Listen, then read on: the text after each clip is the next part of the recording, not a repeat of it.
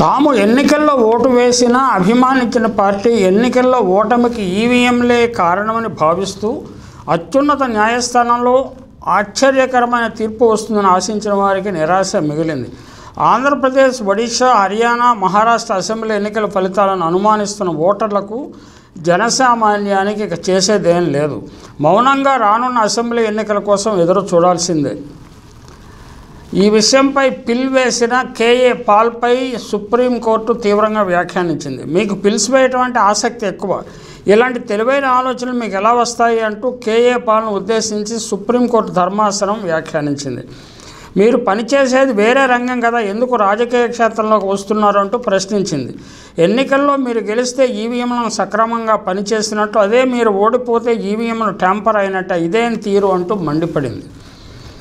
ఈవీఎంలతో కాకుండా బ్యాలెట్ పద్ధతిలో ఎన్నికలు జరిగేలా చూడాలంటూ కేఏ పాల్ దాఖలు చేసిన పిటిషన్ను justice Vikram Nath, justice PV Varale ధర్మాసనం కొట్టివేసింది. ఈవీఎంలను ట్యాంపరింగ్ చేయవచ్చునని టెక్ దిగ్గజం మస్క్ కూడా చెప్పారని, అలాగే ఏపీ సీఎం చంద్రబాబు నాయుడు, మాజీ సీఎం జగన్ కూడా ఈవీఎంలను ట్యాంపరింగ్ ఆరోపణలు చేశారని విచారణ సందర్భంగా కేఏ పాల్ వాదించారు. ఈ సందర్భంగా ధర్మాసనం స్పందిస్తూ తాము ఓడిపోయినప్పుడు ఈవీఎంలు ట్యాంపర్ అయ్యాయని చంద్రబాబు, జగన్ చెబుతారు, గెలిచినప్పుడు ఏమీ మాట్లాడారు, ఇవన్నీ వాదించడానికి ఇది తగిన స్థలం కాదు అంటూ వ్యాఖ్యానించింది.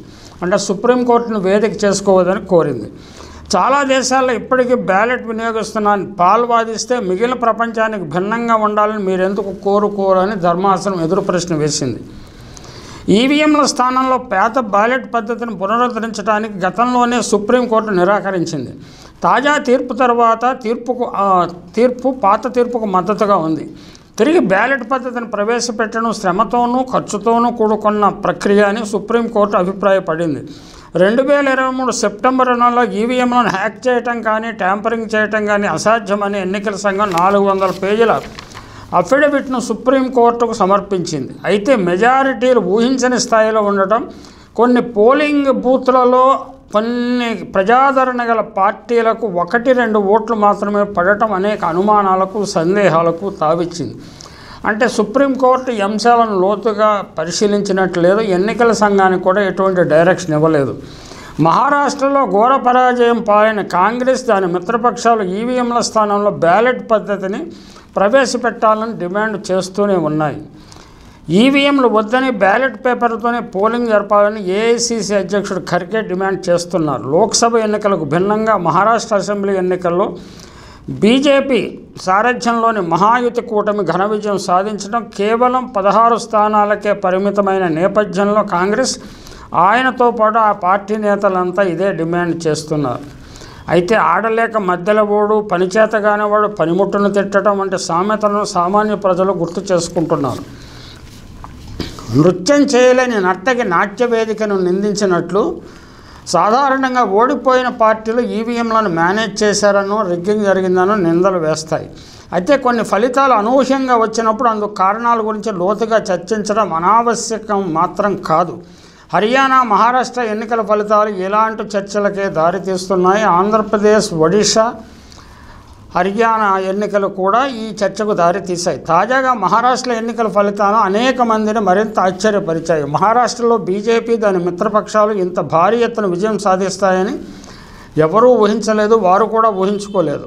ముఖాముఖి ఎన్నికల్లో బీజేపీని కాంగ్రెస్ గట్టిగా ఢీకొనకపోతుందని హర్యానా ఎన్నికల తర్వాత విమర్శలు వచ్చినప్పటికీ 1962 తర్వాత మొదటిసారి కనీ విని ఎరుగని రీతిలో ఘోర పరాజయం చెందుతుందని, 101 సీట్లకు పోటీ చేసి కేవలం 15 సీట్లు మాత్రమే దక్కించుకుంటుందని ఎవరూ అంచనా వేయలేదు. 5 నెలల క్రితం జరిగిన లోక్సభ ఎన్నికల్లో 48 సీట్లకు గాను 18 సీట్లు కాంగ్రెస్ దక్కించుకుని ఏకైక పెద్ద పార్టీగా అవతరించింది. ఇప్పుడు ఇంత ఘోరంగా ఓడిపోతుందని ఎవరు ఊహించగలరు?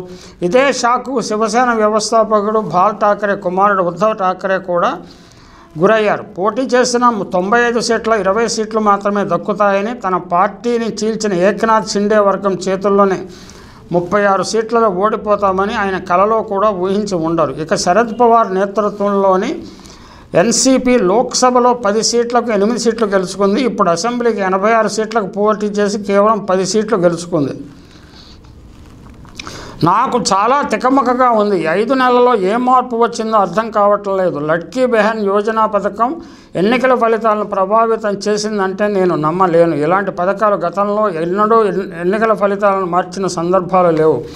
మార్కెట్లు మాత్రం సంతోషంగా ఉన్నాయని ప్రముఖ రాజకీయ ఆర్థిక విశ్లేషకుడు Swaminathan Anklesaria Aiyar, Economic Times emeritus editor, అన్నారు. రైతుల ఆత్మహత్యలు, సోయాబీన్ ధరలు పడిపోవడం, నిరుద్యోగం, ఓబీసీల నిరసన వంటి అనేక సమస్యలు మాత్రం ఎందుకు ప్రభావం చూపలేదు అని అయోమయం ప్రకటిస్తున్న వారు కూడా ఉన్నారు. భారతదేశంలో ప్రజాస్వామ్యం పట్ల ఆందోళన ప్రకటిస్తున్న వారు ఎన్నికల ఫలితాలను చూసి శాస్త్రీయంగా అధ్యయనం చేసి ప్రజా చైతన్యం కల్పించాల్సిన అవసరం ఉంది. ఎన్నికల సమయంలో మాత్రమే యాక్టివ్గా ఉండే రాజకీయ కార్యకర్తలకు, పార్టీలకు, ప్రజాప్రతినిధులకు మహారాష్ట్ర ఎన్నికల ఫలితాలు, అంతకుముందు కొన్ని రాష్ట్రాల్లో వచ్చిన ఎన్నికల ఫలితాలు చంపదెబ్బ అని మాత్రం గుర్తించాలి.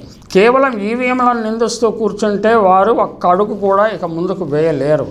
అంటే తమ పార్టీలను, తమ భావజాలాన్ని ప్రజలకు లోతుగా తీసుకెళ్లాల్సిన అవసరం ఉన్నది.